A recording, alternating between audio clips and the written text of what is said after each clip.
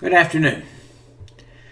In our first class discussion, we were given the choice of reading and commenting on one of 5 specific works. After some consideration, I chose the article, The Quaker Executions as Myth and History. Benjamin Franklin was said to have stated that 2 things are certain in life: death and taxes. Perhaps Mr. Franklin should have included a third certainty, that regardless of religious faith, denomination, or religious beliefs, we as a species can indeed be judgmental of other faiths, even reactive at times in a violent way when those beliefs do not parallel our own.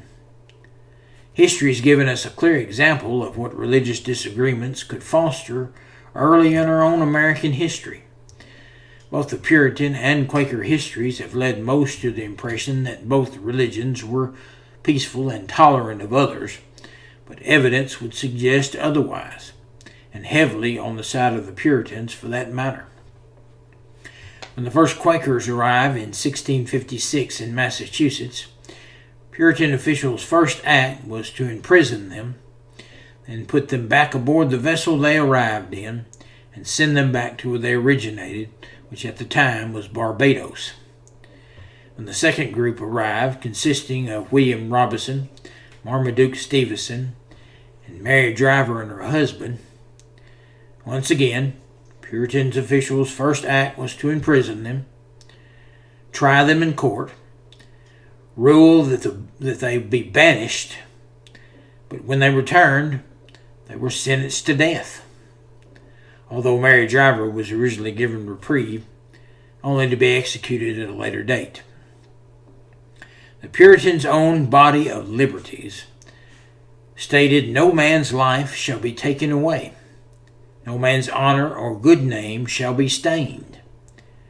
So if Puritan religion was so tolerant of other beliefs at the time, why this extreme measure of retribution and judgment because of a disagreement of beliefs? What did 4 Quakers do that was so heinous to require, as Richard P. Hallowell would record in the Quaker Invasion of Massachusetts, that, quote, "the prisoners were escorted to the gallows by Captain James Oliver, with 100 soldiers, complete with pikes, and musketeers with powder and ball"? Was it simply suicidal of the Quakers to insist on returning and disobeying what had been ruled as Massachusetts and Puritan law? Or was it simply an extension of what Quaker religion considered to be following God's plan? Pastana states in the Quaker Executions as Myth and History that, quote, "the Quaker executions of 1659 and 1661 have come to rank with the Salem witch scare as prime examples of Puritan intolerance.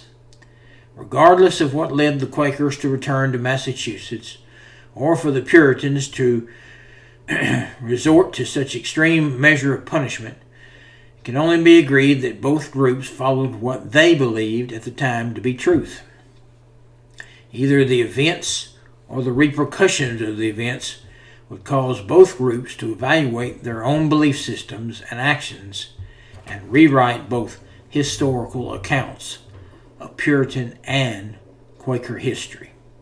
Thank you.